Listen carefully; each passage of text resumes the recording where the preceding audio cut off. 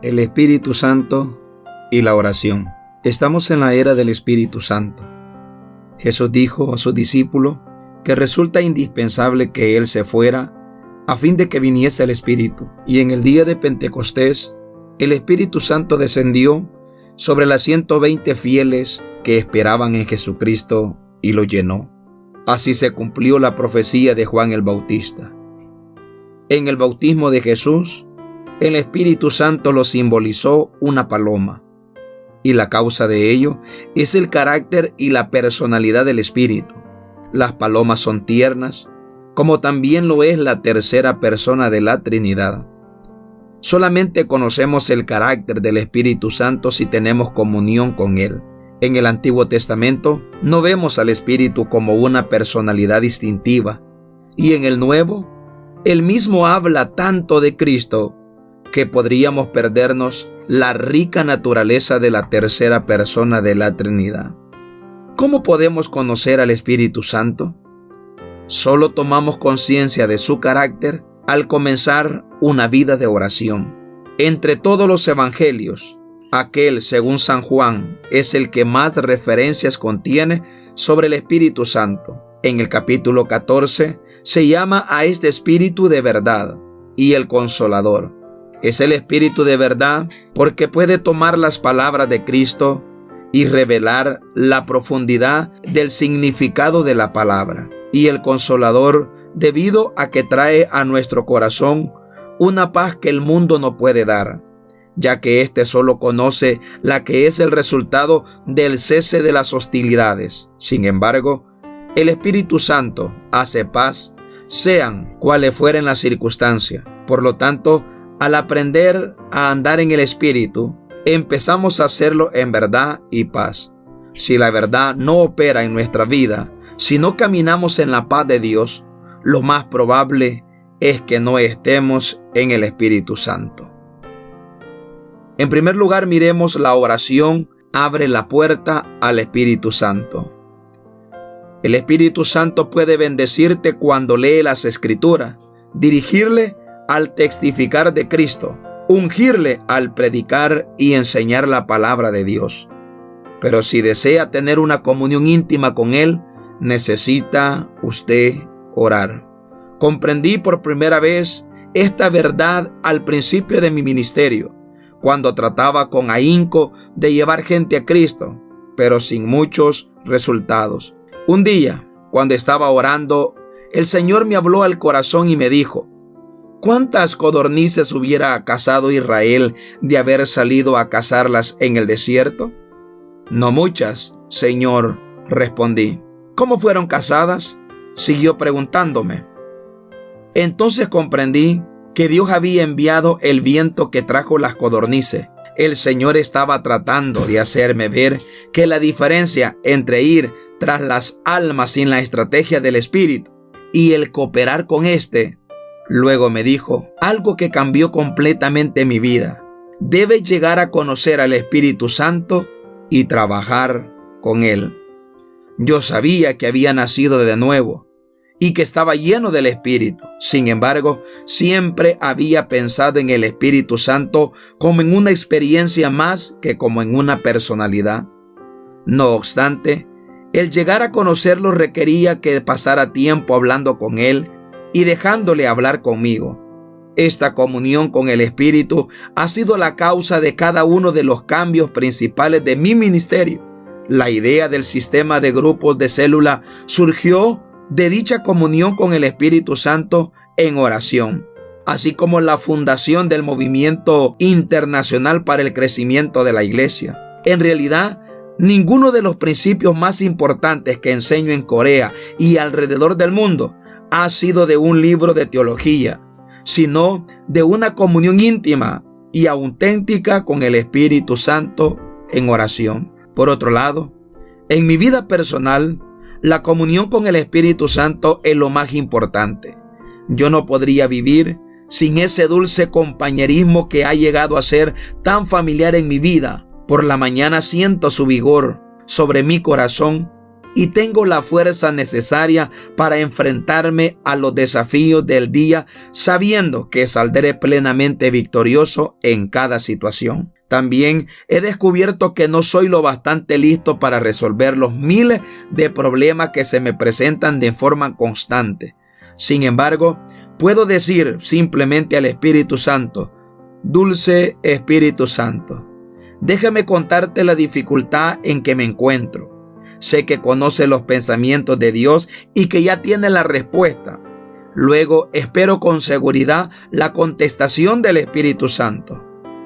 Al descubrir a lo largo de todos estos años que el Espíritu Santo me renueve espiritual, mental y físicamente, he comprendido que la comunión diaria con Él es algo necesario. De la hora que paso cada mañana en oración, gran parte del tiempo lo dedico a la comunión con el Espíritu. Cada vez que Dios me da algo nuevo y fresco de la palabra, sé que procede del Espíritu de verdad, que mora en mí.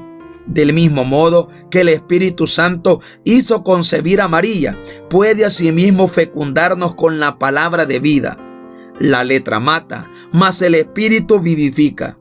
Esta es la razón por la cual millares de personas hacen cola delante de nuestras iglesias los domingos para asistir a cada uno de los 7 cultos que tenemos, y por la que nuestro culto televisado es uno de los programas de mayor audiencia. La gente no está simplemente interesada en que se le enseñe la palabra, sino que desea la verdad ungida por el Espíritu Santo. Pablo experimentaba este tipo de enseñanza y así testificaba a la iglesia de Cristo. Y nosotros no hemos recibido el espíritu del mundo, sino el espíritu que proviene de Dios, para que sepamos lo que Dios nos ha concedido, lo cual también hablamos no con palabras enseñadas por sabiduría humana, sino con la que enseña el Espíritu, acomodando lo espiritual a lo espiritual. 1 Corintios capítulo 2, el verso 12 al 13. El Espíritu Santo no solo nos unge para que ministremos la palabra de Dios con poder y autoridad, sino que también nos protege de los ataques del diablo. El hecho de pastorear la mayor iglesia del mundo no me exime de las embestidas de otros. Lo que me molesta no son los ataques del mundo, sino los que proceden de algunos creyentes que tienen la capacidad de ofender. Pero una comunión diaria en el Espíritu Santo puede protegernos no de semejantes ataques, sino de sus efectos. Observemos este principio claramente revelado en la vida de Esteban, el primer mártir de la iglesia. Como vemos en Hechos capítulo 7, Esteban proclamaba la palabra de Dios con gran poder. Sin embargo, la respuesta de Israel fue que se sintieron tan culpables que desearon matarlo por causa de sus palabras. Oyendo estas cosas, se enfurecían en sus corazones y crujían los dientes contra él. Pero Esteban, lleno del Espíritu Santo, puesto los ojos en el cielo, vio la gloria de Dios y a Jesús que estaba a la diestra de Dios, y dijo: He aquí, veo los cielos abiertos y al Hijo del Hombre que está a la diestra de Dios. Versículos 54 al 56 del capítulo 7. Pablo termina su segunda epístola a la iglesia de Corinto, diciéndole: la gracia del Señor Jesucristo, el amor de Dios y la comunión del Espíritu Santo sea con todos vosotros. Y se refiere nuevamente a esta comunión con el Espíritu Santo en Filipenses capítulo 2, el verso 1. Si sus oraciones son algo vacío y no suponen un estímulo para usted, tal vez sea que no está obedeciendo a la amonestación de Pablo de tener comunión con el Espíritu Santo. El Espíritu le introducirá al gozo, la paz y el sentimiento de justificación que usted desea. Recuerde que el reino de Dios no consiste en comida ni en bebida, sino en justicia, paz y gozo en el Espíritu Santo. En segundo lugar, vamos a ver que la oración da lugar a las manifestaciones del Espíritu. En su primera epístola a la iglesia de Corinto, Pablo escribió: No quiero, hermanos, que ignoréis acerca de los dones espirituales. En 1 Corintios capítulo 2, el verso 1. Este versículo igual podría haberse escrito hoy en día ya que muchos en la iglesia desconocen los dones y las manifestaciones del Espíritu Santo. Por otro lado, muchos que saben acerca de estas cosas no conocen cómo y cuándo han de utilizarlas. El Espíritu Santo viene por primera vez a una persona cuando ésta nace de nuevo, después de lo cual se nos amonesta a tener una relación más íntima con Él. Yo llamo a esto recibir la plenitud del Espíritu Santo. Esta plenitud la conseguimos mediante la oración y también aprendemos a ejercer nuestros dones espirituales por medio de la oración. Miremos los dones de ministerio. Pablo hace una división de los dones de ministerio en varias citas. Estos dones Dios los da a quien Él quiere. Mas ahora Dios ha colocado los miembros cada uno de ellos en el cuerpo como Él quiso. Dice 1 Corintios capítulo 12, el verso 18. Una vez que conocemos nuestro don de ministerio, debemos desarrollarlo. No descuides el don que hay en ti, que te fue dado mediante profecía con la imposición de las manos del presbítero. Ocúpate en estas cosas, permanece en ellas, para que tu aprovechamiento sea manifiesto a todos. 1 Timoteo, capítulo 4, 14 al 15. En esta última cita, Pablo enseña a Timoteo que el ocuparse o meditar en oración, en esas cosas lo ayudará a desarrollar el don de ministerio que le ha sido concedido. En 1 Corintios capítulo 12, Pablo hace una lista, no exhaustiva, sino esencial, de los dones del ministerio: apóstoles, profetas, maestros. Luego, otros de menor categoría, pero no menos valiosos, como milagros, dones de sanidad, ayuda, administración y lenguas. El primer nivel en los dones de ministerio se indica de un modo más exhaustivo en la carta a la iglesia de los Efesios, y él mismo constituyó a unos apóstoles, a otros profetas, a otros evangelistas, a otros pastores y maestros, en Efesios capítulo 4, el verso 11. En el siguiente versículo se nos dice cuál es la función de este primer nivel de dones de ministerio, a fin de perfeccionar a los santos para la obra del ministerio, para la edificación del cuerpo de Cristo. Eso dice Efesios capítulo 4, el verso 12. ¿Cuál es el propósito del liderazgo en el ministerio cristiano? Preparar a personas laicas para que ministren, de modo que el cuerpo de Cristo pueda ser edificado y fortalecido. ¿Cómo crece y desarrolla su ministerio un determinado individuo? Meditando acerca de dicho ministerio en oración. Por lo tanto, ya sea usted pastor, administrador de iglesia, líder de célula o diácono, su don solo crecerá y se desarrollará por medio de la oración y la meditación en la palabra de Dios. Miremos las manifestaciones del Espíritu. Los dones de ministerio espiritual los reparte el Espíritu Santo, según la elección del Padre. Sin embargo, todos los cristianos pueden manifestar al Espíritu Santo. El propósito de las manifestaciones es que cada persona de la asamblea sea edificada. Pablo dice: pero a cada uno les es dada manifestación del Espíritu para provecho, porque a este es dada por el Espíritu palabra de sabiduría, a otro palabra de ciencia, según el mismo Espíritu, a otro fe por el mismo Espíritu, y a otro dones de sanidades por el mismo Espíritu, a otro el hacer milagros, a otro profecía, a otro discernimiento de espíritu, a otro diversos géneros de lengua y a otro interpretación de lenguas. Pero todas estas cosas las hace uno y el mismo Espíritu, repartiendo cada uno en particular como Él quiere. 1 Corintios capítulo 12, el verso 7 al 11. El capítulo 14 de 1 Corintios está dedicado al uso apropiado de las manifestaciones del Espíritu Santo. especialmente en lo relacionado con la asamblea pública. El propósito principal de esas manifestaciones es edificar a todo el grupo y no solo demostrar lo dotado y espiritual que es uno. El capítulo 13, más conocido como el capítulo del amor, no dice que el amor sea mejor que los dones espirituales, sino que nos indica la motivación adecuada para el ejercicio de dichos dones. Procurad pues los dones mejores, mas yo os muestro un camino aún más excelente. 1 Corintios capítulo 12, el verso 31. Ya que el Señor es un Dios de orden, todas las cosas que se hacen en una iglesia deben ser hechas también con orden. Pues Dios no es Dios de confusión, sino de paz, como en todas las iglesias de los santos. 1 Corintios capítulo 14, el verso 34.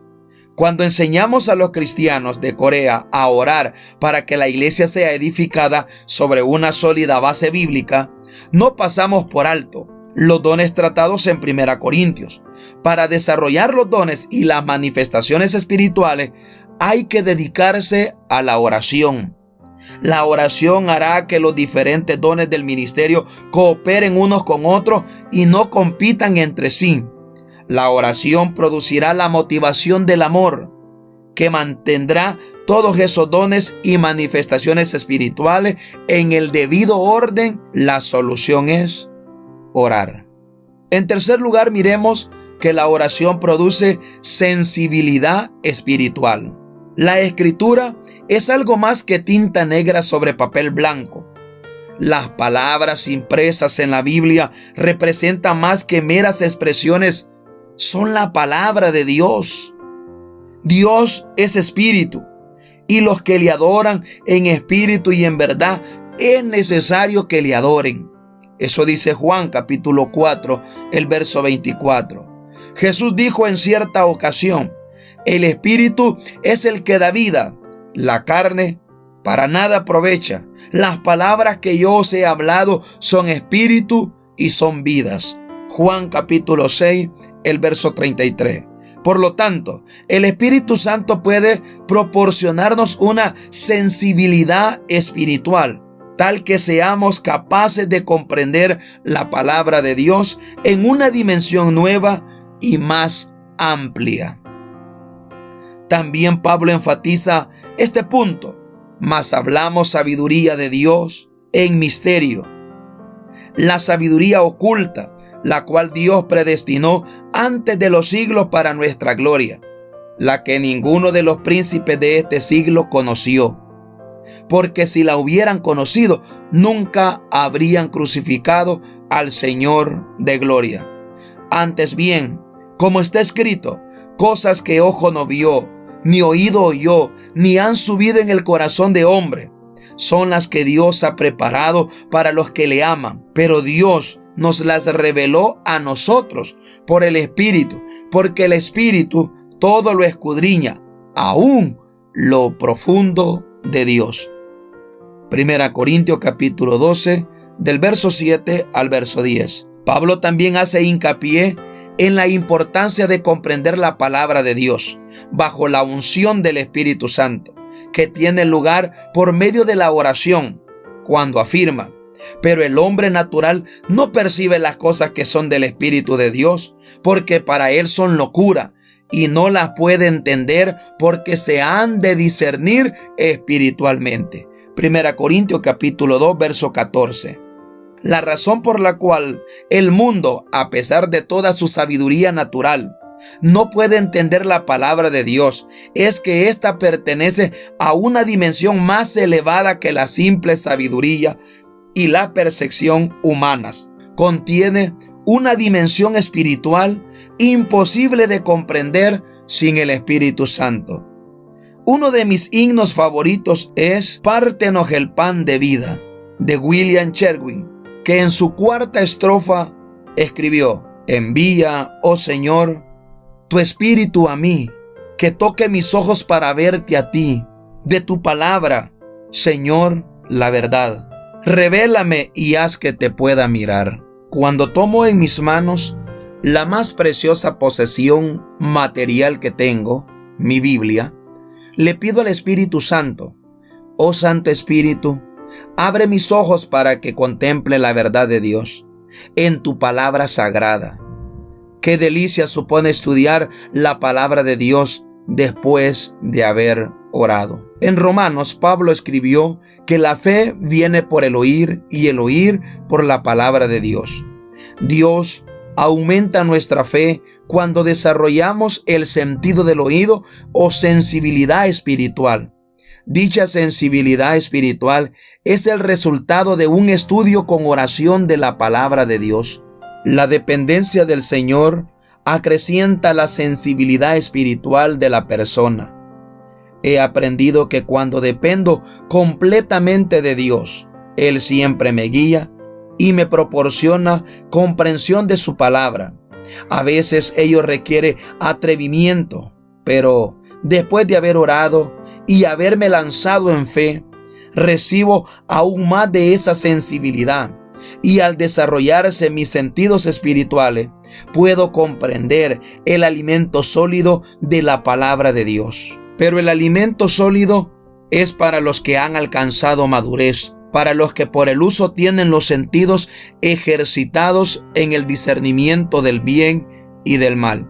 Hebreos 5:14. El escritor de Hebreos está sencillamente indicando los requisitos necesarios para poder comer el alimento sólido de la Escritura.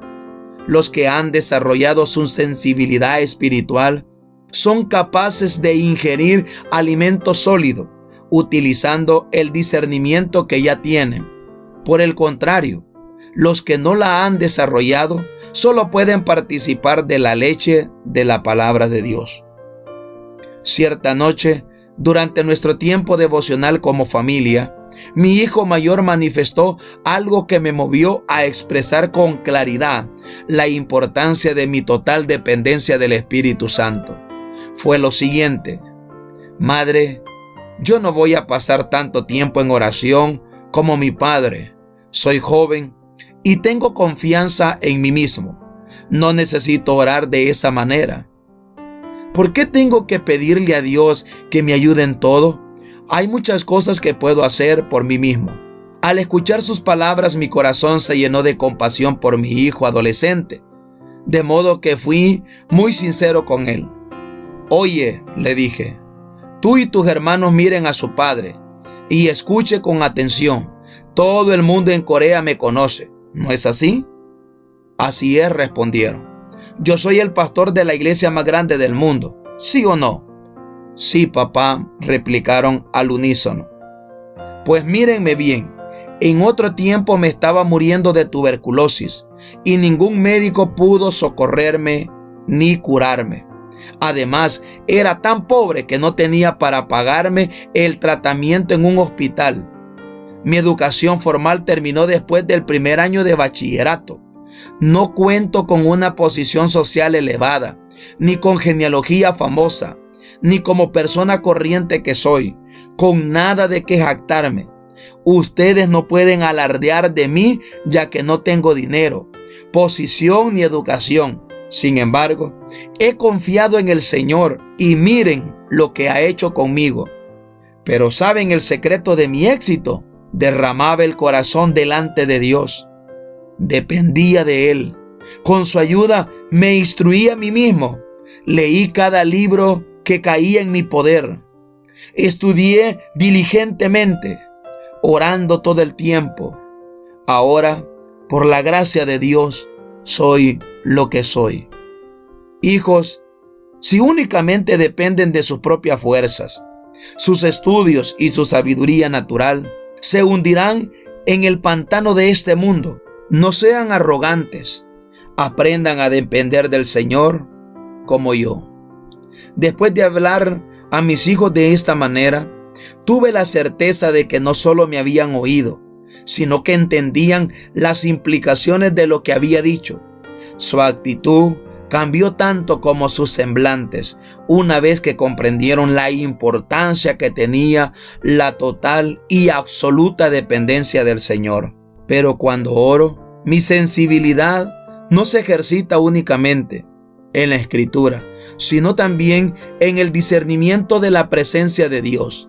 A veces dicha presencia es tan clara durante mis ratos de oración y comunión que le podría tocar. Si uno no tiene este tipo de comunión orando, la vida cristiana, sobre todo cuando se ejerce un ministerio pastoral, puede convertirse en algo aburrido y rutinario. En caso de que no esté usted acostumbrado a esta clase de comunión, ha llegado la hora de comenzar a practicarla. Deje ahora mismo este libro y empiece a pedir al Espíritu Santo que haga real para usted la presencia de Cristo. Solicite de Él una nueva comprensión de su palabra. Pídale que le haga andar en un camino diferente de comunión en el Espíritu.